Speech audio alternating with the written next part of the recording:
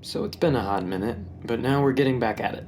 We've got Batman out of the way, we covered his training, his upbringing, and what his career might look like in the Star Wars universe. But what about Robin, the Joker, Catwoman, and all the other characters who are an integral part of the Batman mythos? What if they existed in Star Wars too? Let's find out. Before we get started, I want to give a shout out to our Patreon members. This project and all of our other projects are made possible by our Patreon supporters. If you're interested in having early access to our videos, as well as behind-the-scenes content, consider joining at patreon.com/thebatfeed. You can join for as little as $2.99 a month. For the Robins, let's start with Dick Grayson. Acrobats exist in the Star Wars universe, so we can keep that part of his origin. Haley's Galactic Circus, the circus that the Flying Graysons would travel with, would move planet to planet performing, only to run afoul of the criminal underworld upon reaching Coruscant. Bruce Wayne would be one of the patrons attending, witnessing the tragic deaths of Dick's parents. After those events, he would take Dick on as a foundling, training him in the ways of Mandalore. Eventually, Dick would become a full-fledged Mandalorian himself as Nightwing. For Jason Todd, it would be a very similar story. After Dick had graduated into becoming a Mandalorian, Bruce would be investigating in the lower levels of Coruscant. Upon returning to the Batspeeder, he would find that it was being stripped for parts by a young boy, Jason. Realizing that Jason had no family at all, Bruce would take him on as a foundling as well, training him and teaching him to channel his rage and frustration through combat. Jason would be the most unpredictable of the Bat's protégés, and he and Nightwing would often be at odds, philosophically. Tim Drake would come into play after Jason Todd's disappearance. More on that later.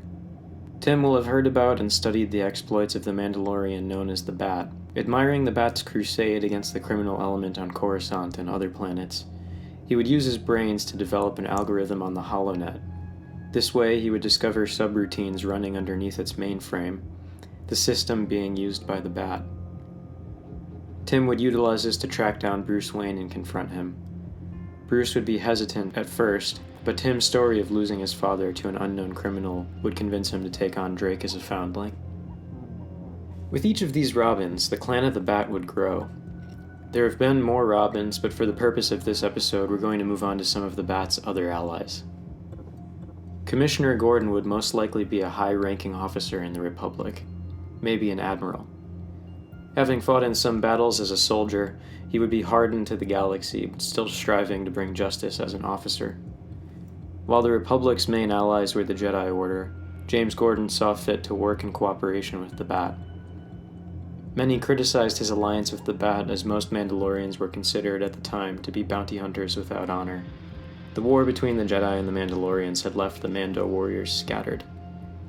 In spite of this, James Gordon and the Bat would continue working together, eventually leading to his daughter, Barbara, joining the clan of the Bat. Barbara Gordon would grow up being inspired by the Bat's crusade against the galaxy's underworld. She would follow news about him on the HoloNet, trying to predict where he would pop up next. Barbara knew that his base of operations was Coruscant, so she predicted when next he would be on planet.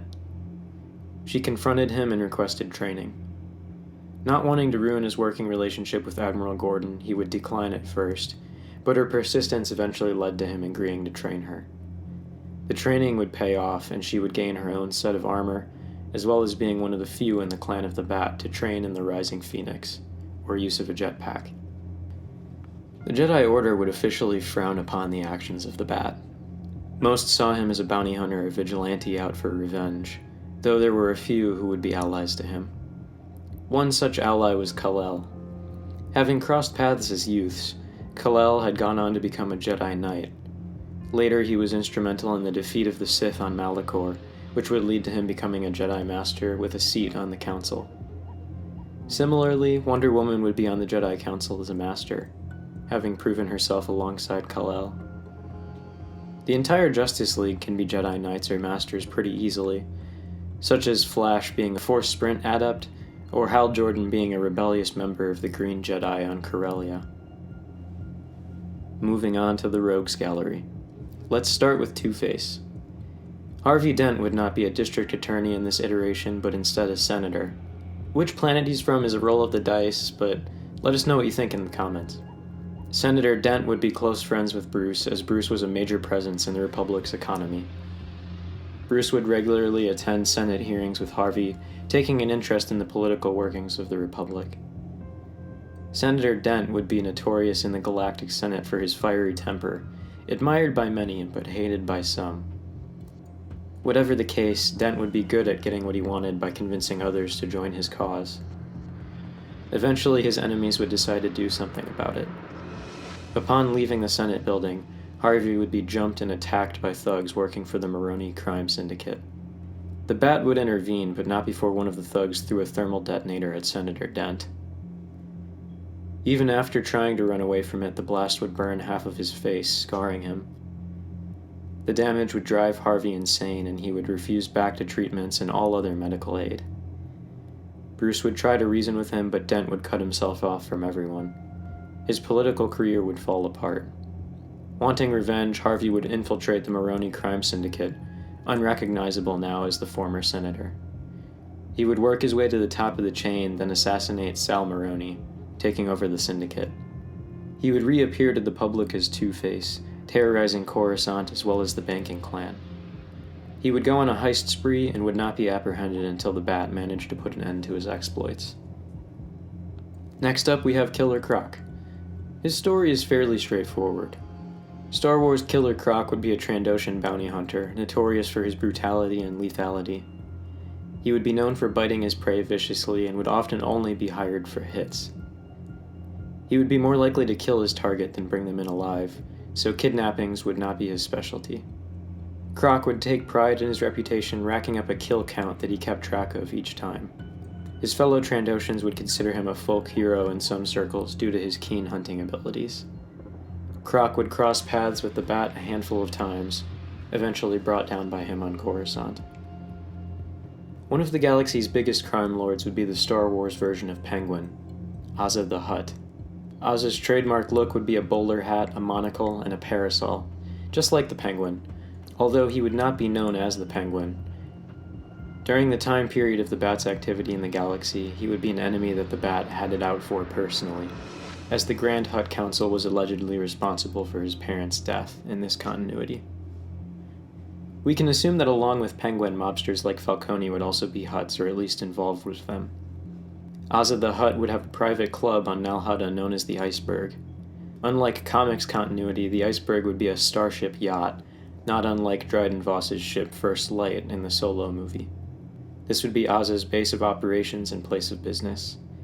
He could bring his operation wherever he needed to go in the galaxy this way. The Bat would have a hard time pinning him down due to his constant movement. Bane would be an interesting one, to say the least. In this interpretation, he would be a Kaleesh bounty hunter who would wear black garb and a skull mask like the others of his species.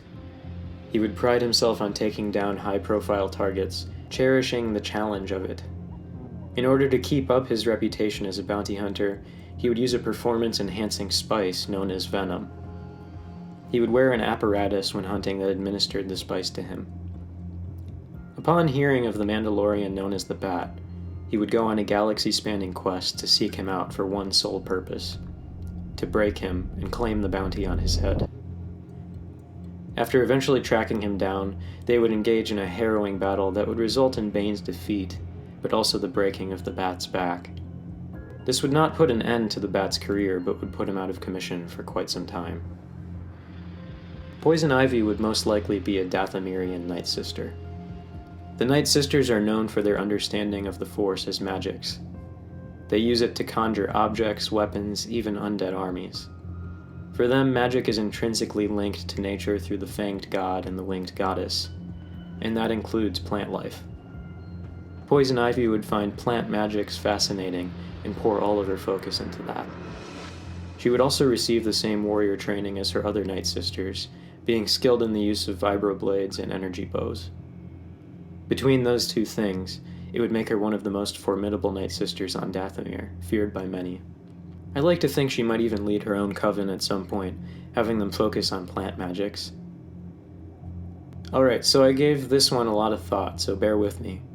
The Riddler was a tricky one to figure out, but I think he would be A Kowakian monkey lizard. Okay, I'm just kidding. More likely, due to his strategic mind and wit, he would be a Chiss. If this took place during the Age of the Old Republic or the High Republic, the Chiss would have more of a presence than during the Clone Wars or Imperial era. Due to this, he would go by the codename Enigma, as his real name was too difficult for most people to pronounce. He would be in exile from his own people due to his attempt at a coup, forced to become a business strategist for the criminal underworld on Coruscant. Using this position, he would strike out on ventures of his own, testing people through strategy games and riddles. These often ended in deadly encounters for the individuals he would test. He would come onto the Bat's radar after blowing up a speeder, with the senator who owned it still inside.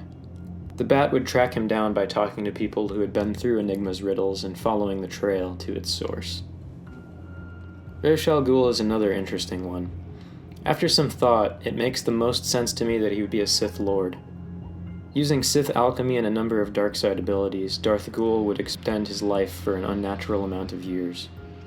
The League of Assassins would be his army of Sith troopers, all trained in assassination and combat, particularly towards Jedi. Using his power and army, he would form an empire of his own, maybe even becoming the Sith Emperor, if this was taking place during the Old Republic era. His apprentice and daughter, Darth Talia, would be his right hand and execute his will. The Bat, before taking the Mandalorian creed, would have briefly trained under Darth Ghul, having already gained all the knowledge he could from the Jedi without joining their order. Bruce and Talia would have fallen in love, but Bruce would soon leave after learning Darth Ghul's true intentions, wanting to start a war with the Jedi on Coruscant.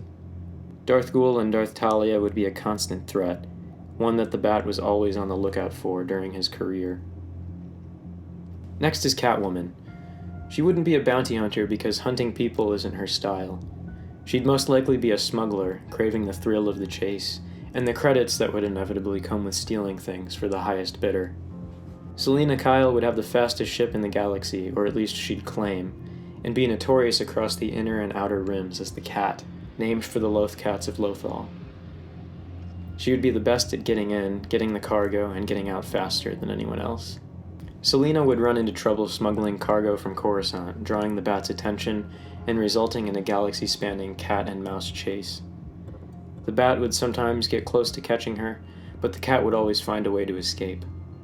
This would eventually lead to some kind of on-again, off-again romantic entanglement, with the Bat seeing her as less and less of a criminal over time. Selena would build a reputation as one of the galaxy's best smugglers. Harley Quinn would most likely be a Twi'lek from Ryloth. Having gone to Coruscant Academy to study as a doctor, Harleen Quinzel would graduate and enter the Republic Medical Corps. She would meet a subject imprisoned on Coruscant as part of her effort to help rehabilitate criminals. At Arkham Prison Outpost, she would meet the man known only as the Joker. Seeing a young woman he could take advantage of, he manipulated her into falling in love with him, only to have her break him out of Arkham Prison Outpost. Harley would create a persona of her own and joined the Joker as his partner in crime for a few years, until she would realize her mistake in loving him. The Joker would be abusive and self-absorbed, becoming obsessed with the Bat, who was ruining his operations on Coruscant. Eventually leaving the Joker, Harley would strike out on her own and make her own crime syndicate, the Sirens. Harley would become notorious and take over Joker's operations eventually, outgrowing him in every way. Now I know who you've all been waiting for. The Joker.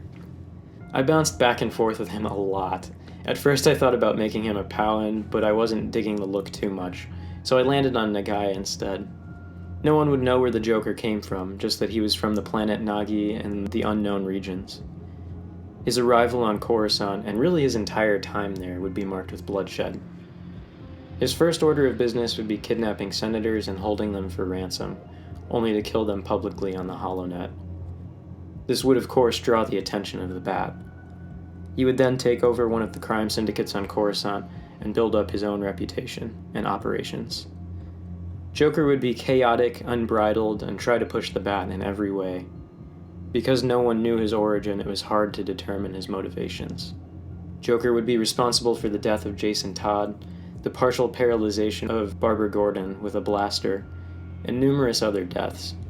The Bat would stop him time and again, but the Joker would always make his escape, returning with a new scheme. To some, he would be a maniac and a menace, but to others, particularly those on the lower levels of Coruscant, he would be an almost legendary figure. Joker's victims were mostly senators and wealthy businessmen. What the citizens of the lower levels could not know was that the Joker was also responsible for some of the spice trade and protection rackets that were robbing them of their livelihoods. The Joker would eventually have his final standoff with the Bat one day, but until then, he would be the biggest thorn in the Bat's side. And that's a wrap. That's all we'll cover in this episode, but let me know in the comments what other characters you'd like to see adapted into the Star Wars universe. I'll probably do one more of these and then move on to other projects for now. But until then, thank you guys so much for joining me, and remember, the night is always darkest before the dawn, but I promise you, the dawn is coming. Have a great day, and I'll see you in the next video.